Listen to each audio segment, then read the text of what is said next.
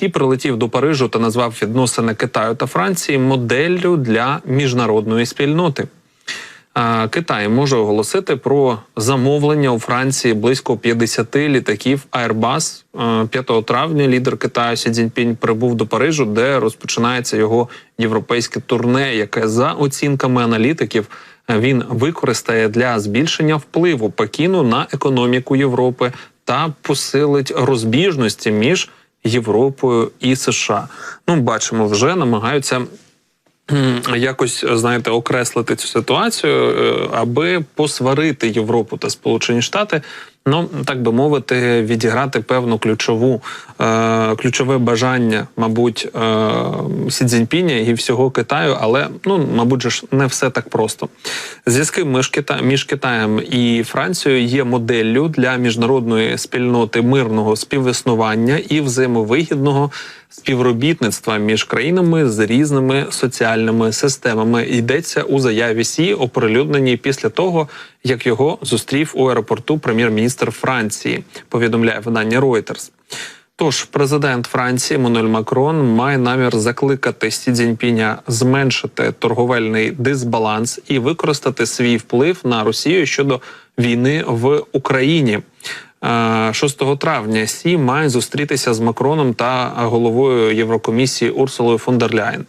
Між країнами існують торгові суперечки. Франція підтримує розслідування Європейського Союзу щодо експорту китайських електромобілів, а в січні Пекін розпочав розслідування щодо імпорту брендів переважно французького виробництва, крок, який багато хто розглядає як відповідь у форматі око за око. Цитую: «Ми хочемо отримати взаємність в обмінах і врахувати елементи нашої економічної безпеки», сказав Макрон напередодні в інтерв'ю французькій газеті. Франція також намагатиметься досягти прогресу у відкритті китайського ринку для свого сільськогосподарського експорту. Китай може оголосити про замовлення близько 50 літаків Airbus під час візиту Сі, але залишається невизначеним, чи буде це нова угода, кажуть люди, знайомі з переговорами. Франція прагне підштовхнути Китай до тиску на Росію з метою припинення її війни в Україні, але не досягла значного прогресу. Окрім рішення Сі, вперше зателефонувати президенту Володимиру Зеленському незабаром після візиту Макрона до Пекіну минулого разу.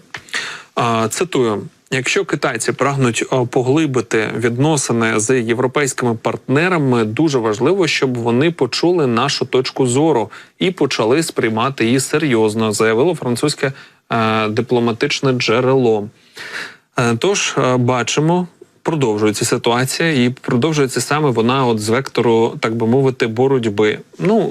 Дружня, так би мовити, поїздка перетворюється на саме таку жорстоку політичну боротьбу у відіграванні своїх інтересів, в першу чергу економічних, а вже в другу чергу вирішення питань війни. Хоча тут можна також посперечатися, що може стати на першу ланку, тому що, і в тому числі, я думаю, що Макрон буде не проти, якщо війна закінчиться, і це, так би мовити, він отримає лаври, що саме він надавив на Сі Цзіньпіня, який надавив на Путіна, і все закінчилось.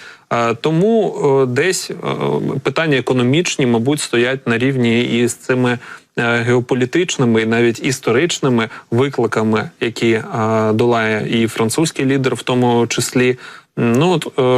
Як я вже сказав, будемо слідкувати за перебігом подій.